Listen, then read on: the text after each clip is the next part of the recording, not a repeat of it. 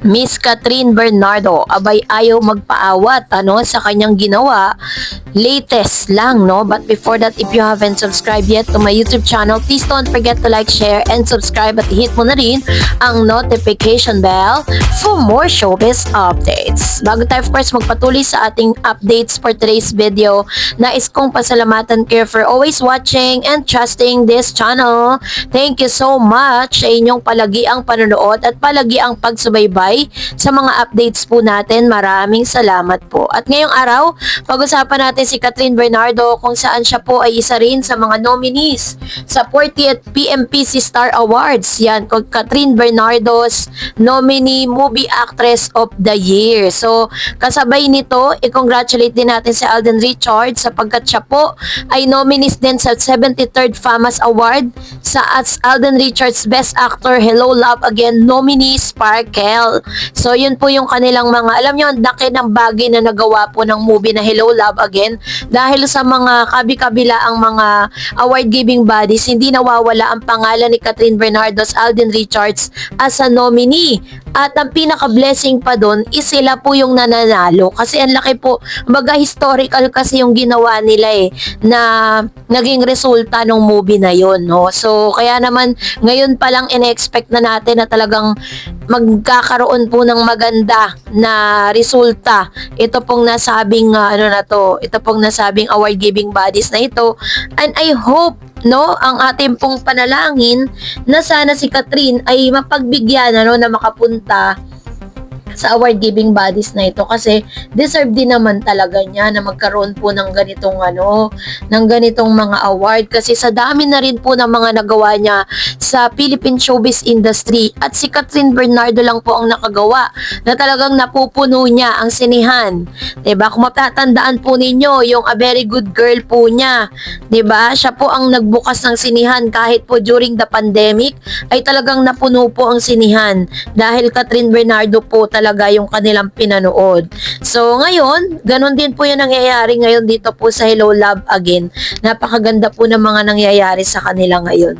So kaya naman ngayon pa lang nagwi-wish na tayo na yun nga makita natin siya sa pagka-claim ng kanya pong mga award dito po sa nasabing award giving bodies. So this time eto na kasi usap-usapan po ngayon, it was posted today dahil si Miss Catherine Bernardo ay hindi talaga nagpapaawat dahil si Catherine po ay nagbukas ng bagong negosyo. Catherine ayaw paawat sa pagpapayaman. Yan ang title ng isang article na pinost po ng Abante.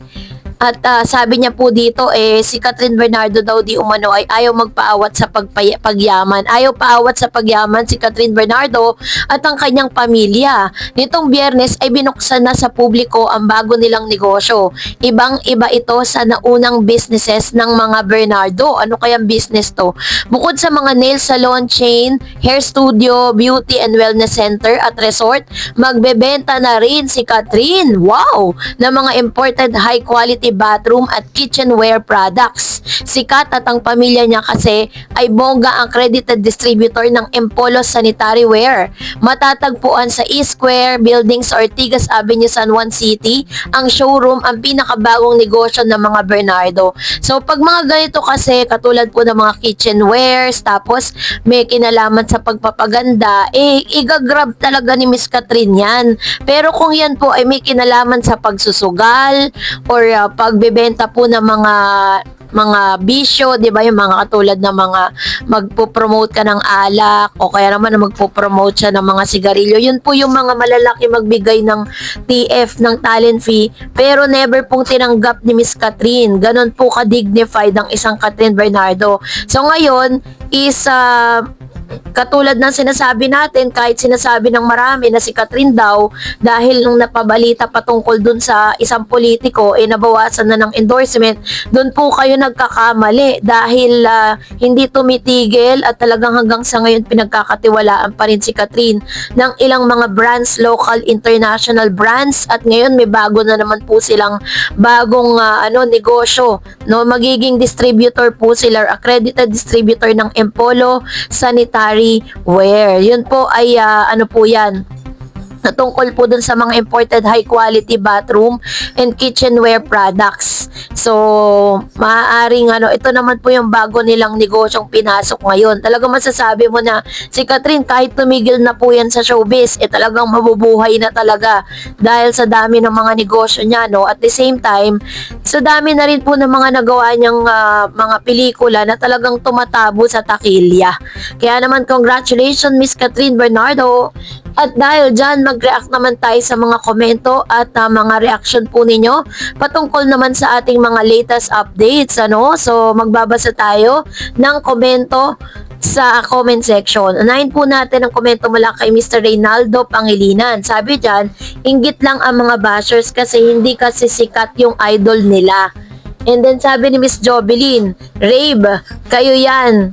Catherine, wala pa man hinuhusgahan nyo na. Ayan, tama siya, 'di ba?